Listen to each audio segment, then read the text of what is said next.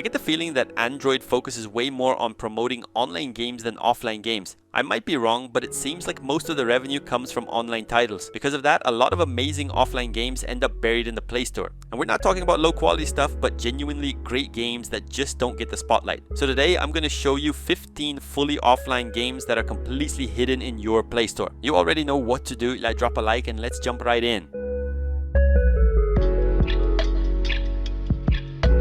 Now let's start with this fully offline RPG that comes with a surprisingly strong story. It's called White Flame.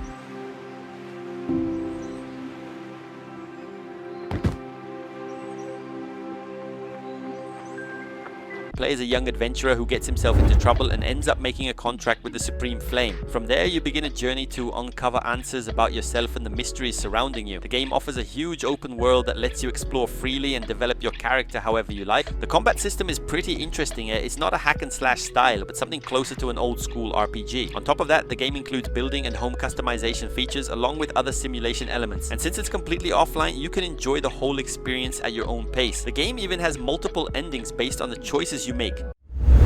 One of the best strategy games I've ever played on Android, and one that really reminds me of Warcraft 3 is War Legends.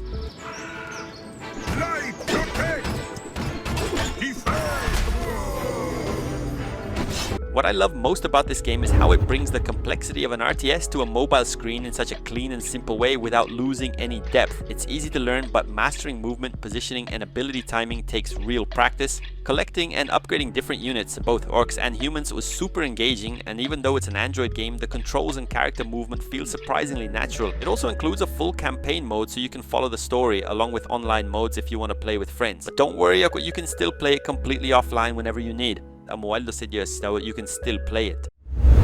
Let's switch things up completely and move to a unique 2D game packed with action and Chinese mythology and it's brilliant. I'm a huge fan of this one. Let's talk about Unruly Heroes.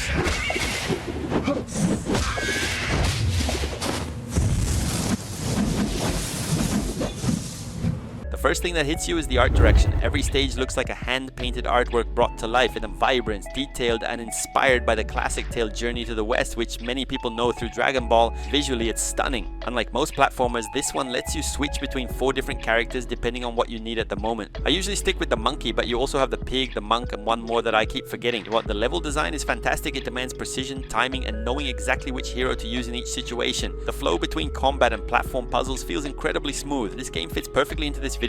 Completely underrated and absolutely worth playing.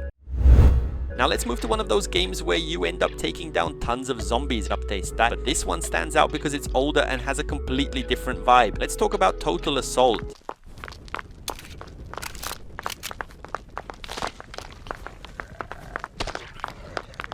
The story is pretty generic. The world is destroyed after the apocalypse and you need to find a way to survive. You play as a survivor who leads a team on resource gathering missions. There are several different missions, but most revolve around collecting supplies or rescuing someone. One thing I really love is that you're not doing everything alone, that you actually have a team you can command, and they genuinely help you with everything. The graphics feel like something straight out of the PlayStation 2 era, and for some reason, every time I play it, it reminds me a lot of Grand Theft Auto 4.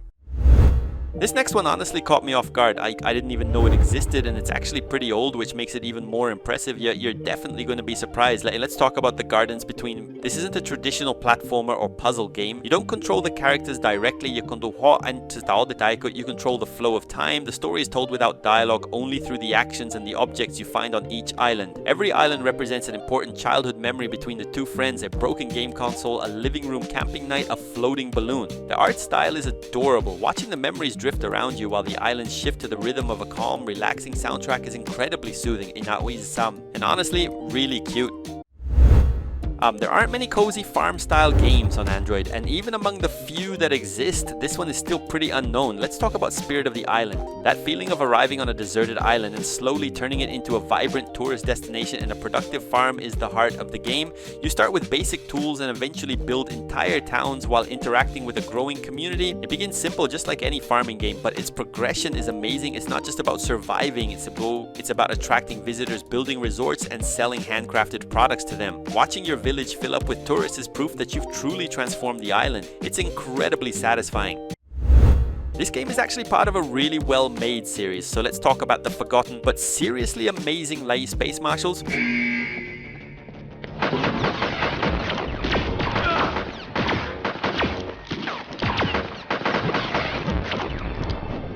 What won me over is the tactics. It's not about running around shooting everything. You need to be smart, plan your approach, and many times the best strategy is actually not shooting at all. I used to love crouching, moving slowly, and using the shadows to sneak past guards. The story is a lot of fun too, with that sci-fi western vibe, hunting down intergalactic criminals and chasing bounties all wrapped in a stylish cartoony look. It feels a bit like those online tactical shooters like Tactical, but in a fully offline version with a really solid storyline. The top-down tactical shooting gameplay is honestly jaw-dropping. A lot of people think this game is a roguelike or even an RPG, but in reality it's a classic dungeon crawler. Let's talk about Soul Hunters and...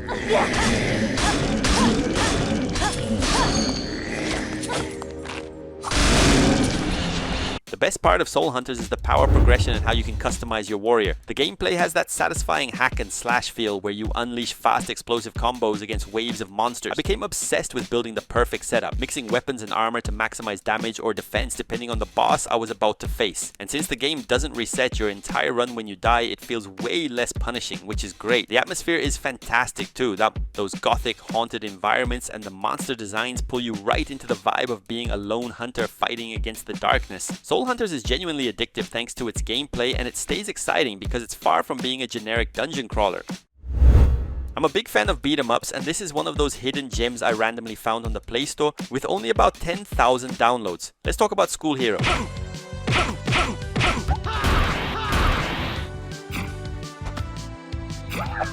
School Hero is all about freedom. The school and the surrounding town are huge, and you can choose exactly who you want to be, from a dedicated student to someone who takes justice into their own hands. The combat mechanics are simple but hilarious. You can use anything you find, little books, chairs, even your backpack to fight. And as you level up your fighting skills and social stats, you really feel like you're becoming the hero or anti-hero of the school. The game is also full of fun references like a Pokemon-style trainer acting as your rival, and even an ability that looks suspiciously similar to a Rasengan. And let's be honest, Hiccup, who hasn't dreamed of teaching the school bully a lesson? This game lets you do it in the most epic way possible.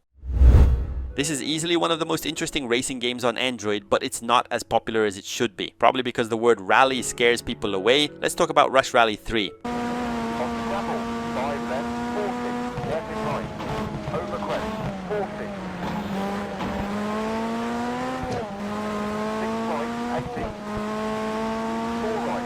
This isn't an arcade racer. If you slam the throttle on gravel, the car really slides, you lose traction, and you have to counter steer fast or you'll crash into the first tree you see. Learning how to handle proper rally stages is a whole skill on its own. The variety of tracks and surfaces is insane. One moment you're driving on smooth German asphalt, then you're sliding through the icy roads of Sweden, and suddenly you're dealing with the dusty terrain of South Africa. Each surface demands different tuning and a completely different driving style. And the car customization, fantastic. Adjusting suspension, gear ratios, tires, all of that gives you a huge strategic advantage. And the best part for me is definitely the career mode, which is incredibly well done. There are actually 2 games from this series on Android, and most people don't even know they exist. Both are fantastic in terms of gameplay and story. Let's talk about River City Girls.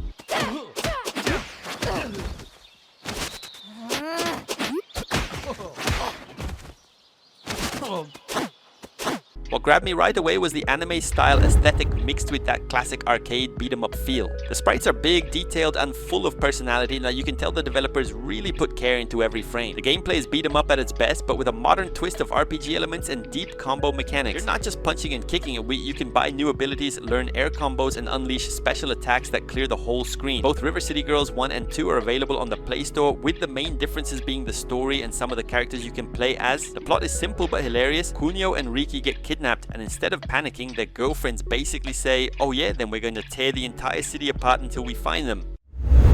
This is one of those offline games you can play for years and never get tired of. Let's talk about this adorable gem called Potion Permit.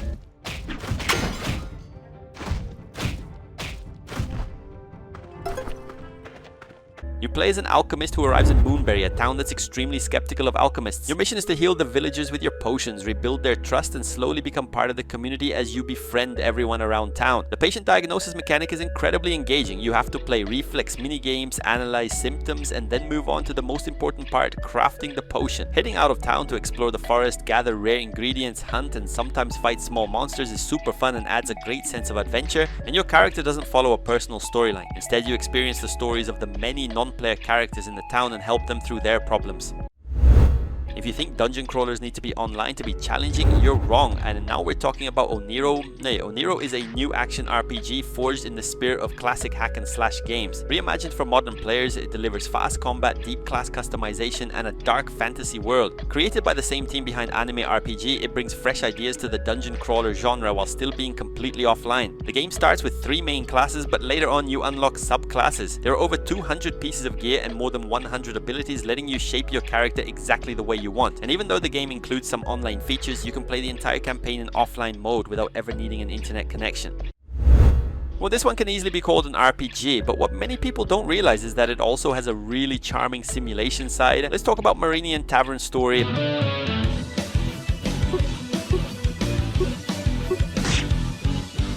I spent a lot of time with Patty trying to pay off her family's debt, and honestly it became one of the most addictive tavern management simulators I've ever played. The combat itself is a classic and satisfying turn-based RPG system, but it actually serves a bigger purpose. Gathering ingredients in dungeons and exploration areas, fighting a monster just to get a rare piece of meat that unlocks a 5-star recipe is incredibly rewarding. On top of that, the story is genuinely interesting. You're not only leveling up your characters, but also taking care of the tavern left behind by your grandfather. It's a game that perfectly balances RPG adventure with the joy of business management and cooking. A true hidden gem from KEMCO. This RPG is very different, and that's exactly what makes it unique. At first glance, it might look like just another turn-based game on the Playstore, but trust me, it's not. Let's talk about Legend of Keep.